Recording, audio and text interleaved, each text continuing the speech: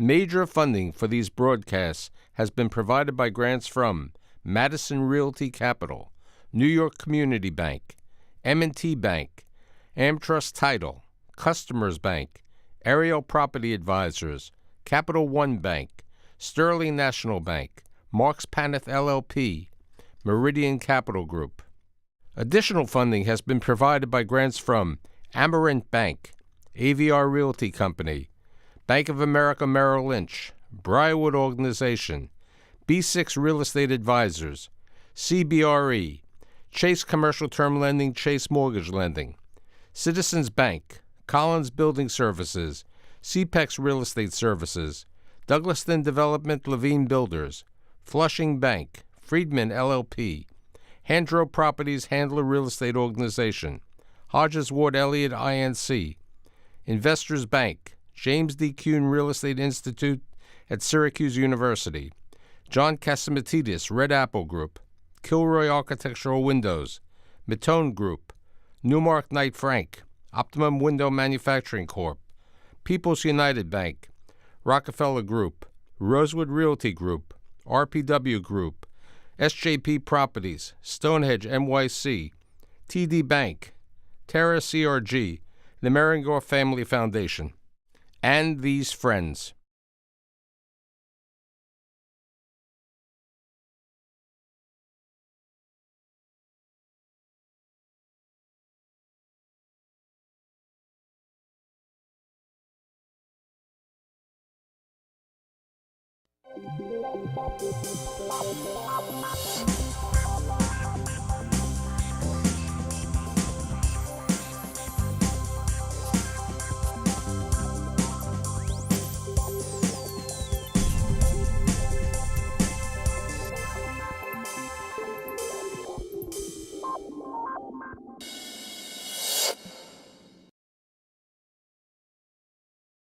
Education, New York City, that's the key. How do you educate and take care of the students and the people of New York City? You need individuals from the community and business leaders to provide this type of program. So today, with the help of Susan Newman, who's not here, who I will call my executive producer, we've assembled this group of business leaders, specifically in the real estate industry, to talk about how they got involved with public education and what they're doing to help the community and New York City grow and thrive. My guest today includes Charlie Bendit, who's the principal, which is very appropriate, of Taconic Investment Partners. Wendy Mosler, who's the Executive Vice President at Global Holdings Management. And last but not least, Francis Greenberg, who's the Chairman and CEO of Time Equities. That's your full-time job. Now I'm going to ask you to tell me what your other full-time job is. Charles, tell me about Pencil and what you've done involved with the community. Sure. I got involved in Pencil in 19... Explain what Pencil is, because... Pencil stands for Public Education Needs Civic Involvement in Learning. And I got involved in 1997 or 1998 when, after having started my business in 1993, I acquired a number of office buildings, and I saw myself getting to a point financially that exceeded my aspirations when I set up the business. So I said, you know, I have to give something back to the city. And was thinking about where I could give something back and where I could have a meaningful impact on the future of New York City. And a friend of mine introduced me to Lisa Bellsberg, who ran an organization called Pencil. And what Pencil does is it creates partnerships between the private sector and public schools. And I felt that if I could make a meaningful impact on a number of students' lives, that it would help prepare the city for the future. After all, these young people are our future. And if we can ensure their success, we can ensure the ongoing success of New York City. Actually, I just came off the board in December, but I was on the board of directors for 12 years. But let's talk about some of the programs at Pencil before I pick on Wendy and Francis. So there are two programs, one of which I started. The first program is the partnership program. So I went in, I was introduced to a school in the Bronx. The first school was Taft High School, which is no longer open. It was a 4,000 student high school. It was broken up into several small schools many years later. And I was trying to figure out what I could do for these students. And it occurred to me that one of the most impactful things that ever happened to me was my father got me summer jobs. And what I learned from those summer jobs is not what I wanted to do, but what I didn't want to do. But I felt if I could expose some young people to the opportunities that are available to them, I might be able to make an impact on their lives. So I started an internship program with 2 students, and they worked in our first building, 1500 Broadway, in the management office. And over the years, that grew to what last year was 500 students. So there were 2 programs. There's the internship program, the summer internship program. So where do these interns work? They work at all sorts of organizations. At first, when I started it, I got these kids jobs in the management offices of Cushman and Wakefield, CB Richard Ellis, CBRE, Jones Lang. I got them jobs at law firms, accounting firms, construction firms, and we had 38 kids. I would interview over 100 kids starting in March and chose 38 and got them jobs, and then worked with them during the summer to make sure that they knew what to do. Many of these kids, they never had a job. They didn't even know how to get to Midtown Manhattan where their jobs were located. So we had to prepare them for the experience, teach them, how do you prepare for the workplace? And then we kind of counseled them along through the summer. We get them together for lunch and talk about their experiences. And then at the end of the summer, I had them write a letter to their boss explaining to them what the experience meant to them and what they learned from that experience. And it's been very, very successful. Wendy, how do you get involved living on the West Side with the Kaufman Center and Lucy Moses? And tell me and the audience what the Kaufman Center is. So I was 8 months pregnant with my second child and exploring the community as an Upper West Side resident, and walked into the Kaufman Center just exploring some music access opportunities for my 5-year-old son, and discover what was going on under the roof of the Kaufman Center. It serves about 75,000 people a year walk through the doors. So it's a concert hall with presentation of very cutting edge musical programs. I've been on the board for over a decade. And Special Music School is now serves K through 12. What's the Special Music School The Special Music School is a public-private partnership between the New York City Department of Education, which provides the academic education, and we fundraise to provide the music education. And the mission of the school is that music is treated as part of the core curriculum, like math and English. What about specifically, what is the Lucy Moses School? Lucy Moses School serves a couple thousand kids in the New York area. It's a community performing arts center, providing programs in music, training, no audition necessary. Probably about half the kids receive some kind of funding that to support the programs. There's Face the Music, which is a large group ensemble which supports both Lucy Moses students and special music students. What we're doing at Kaufman Center is really providing access to a lot of kids who wouldn't have, music is a joyful experience. It's part of the human experience. And through music, they're able to gain access to a very first-rate education. The elementary school is ranked #1 in New York State. The middle school is probably #2. In terms of test results. And a lot of these kids a number of these kids wind up going to Juilliard, New England Conservatory, and many elite colleges, and they have 100% graduation rate. Were you involved with music growing up? I was not, but I appreciate it. I'm a music appreciator, and to me that's one of the benefits, particularly with Lucy Moses School. Anyone can attend, and both my kids have and really have developed an appreciation for music through its programs. Francis, Sports and Education, and New York Edge. Explain what they are.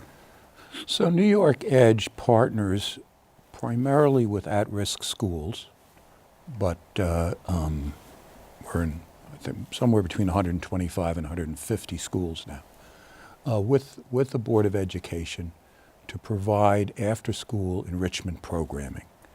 And that programming is a mix between sports, or arts, arts in a broad sense, and academic help or mentoring, including homework and that sort of thing.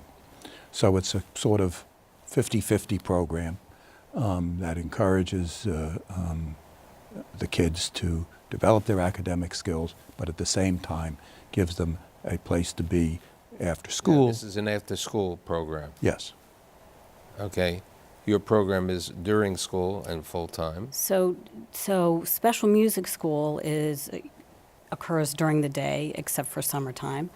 Lucy Moses School picks up where special music leaves off after for school. all your programs in the summertime when there's not schools open? What do these programs do? I heard about the internship, but what other programs? So at Lucy Moses, for example, during July, there's a musical theater program where, again, drawing from kids, they don't have to go to participate in any of the school programs, but from all over New York, they can become a part of the Summer Musical Theater Workshop, which also integrates with Merkin Concert Hall, which has a really wonderful Broadway Playhouse program, and it culminates in a performance at Merkin Hall at the end of July.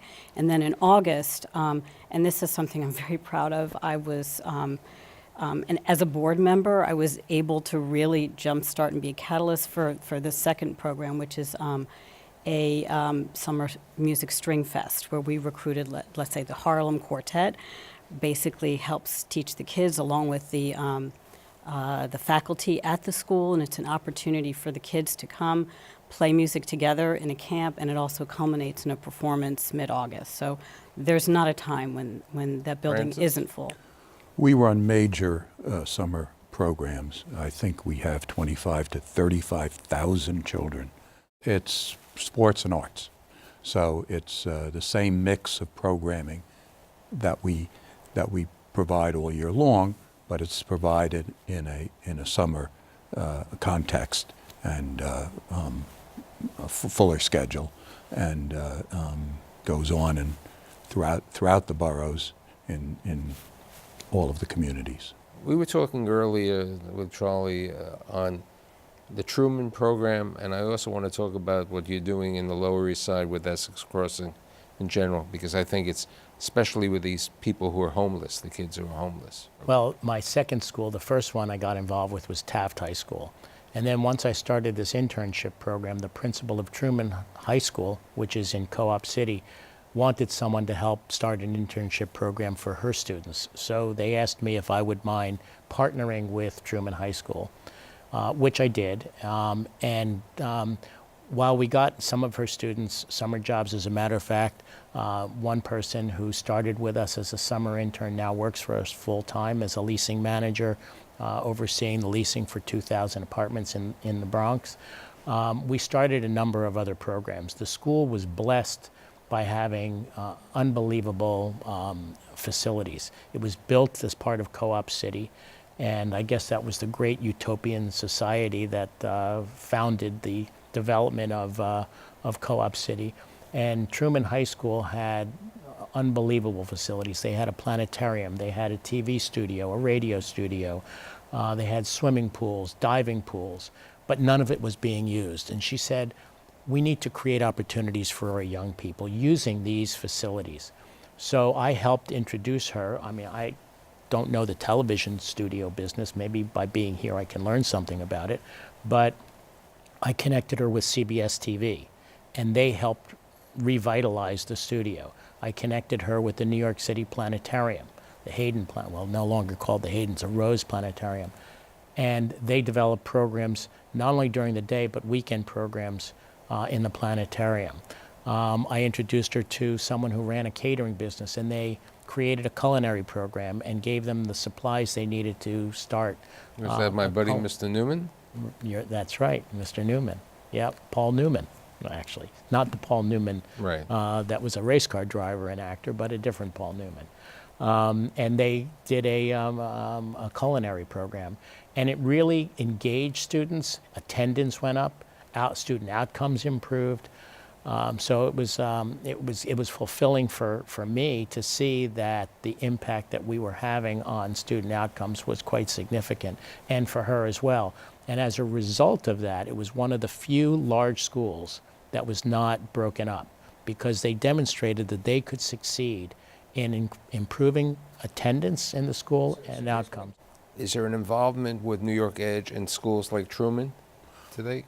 Well, I don't know whether we're in Truman, I don't think we are, but we're focusing on schools that are having poor outcomes and need to supplement their programming in some way so that the students deliver better outcomes. About at-risk. And well, yes, I mean, it's similar. Right. It's very similar.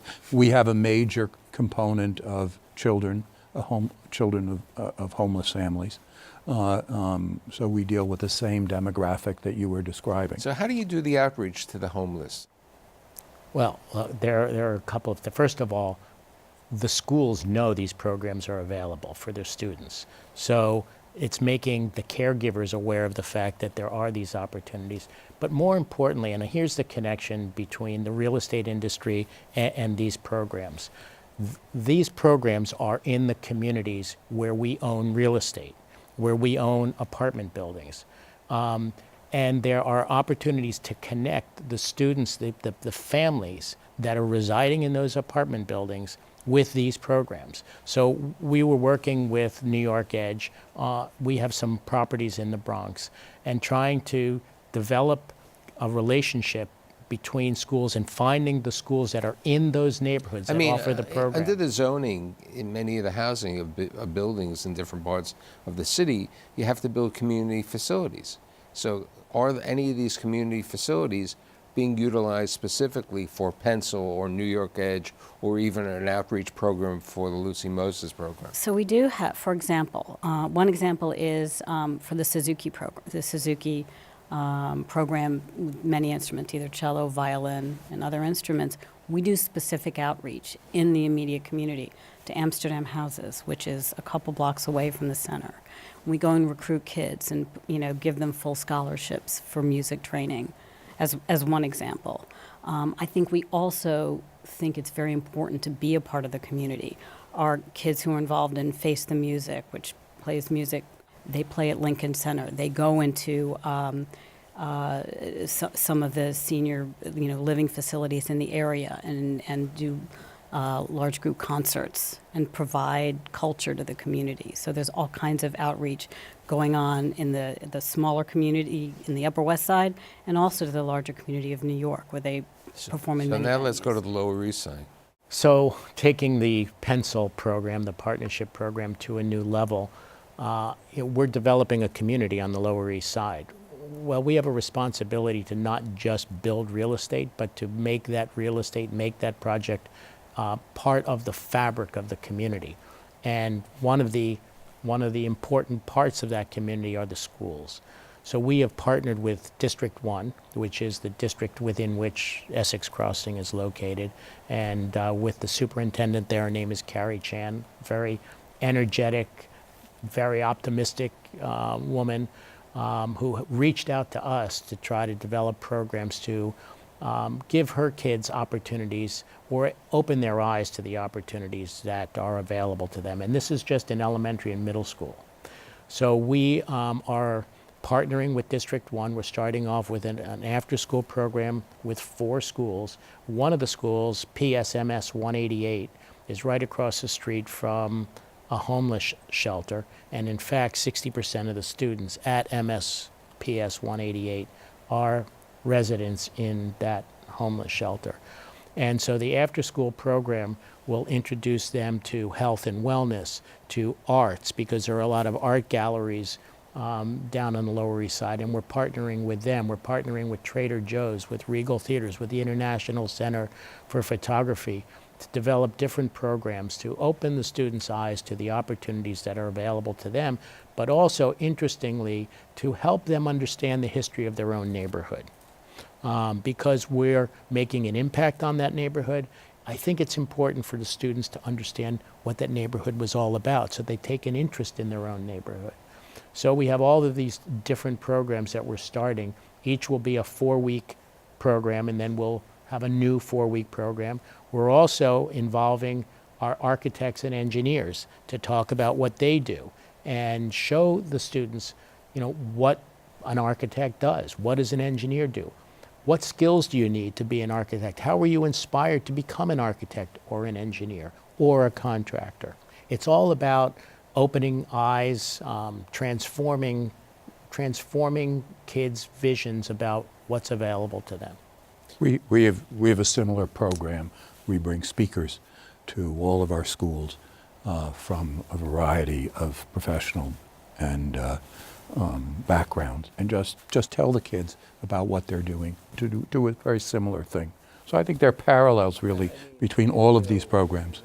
New York City has a need to create jobs and education for the working people, okay, who are building these buildings. How are the charitable organizations that you're involved with getting involved with that type of labor or training? Well, I think that from our point of view, since we're K to 12, once kids leave high school and go into specialized training programs, either in college, we do a lot of college preparatory work. That's a big focus of ours, as well as technical skills and technical colleges and other kinds of programming. We're preparing the students to be able to take that step. Are they getting the exposure to those opportunities? That's why all of what we do is about opening eyes and opening minds to the opportunities that these students have available to them. So they start to think about what they may want to do. At 5 years old, I wanted to be a fireman. Things have changed a little bit. But, I went to the fire department when I was 5 years old, and it opened my eyes. So what we're doing is we're opening these young people's minds, we're opening their eyes to the opportunities that are available to them. And I think that's well said, and the only thing I would add to it is, for example, with the music education training, it takes a lot of discipline and a lot of hard work. And all of those skills are transferable and portable into whatever field of choice these kids choose to pursue. So that's how we're helping to prepare them. I heard a remarkable story which I want to share with you. I'm not going to identify who it was, but somebody who had grown up in very difficult circumstances. He was an orphan.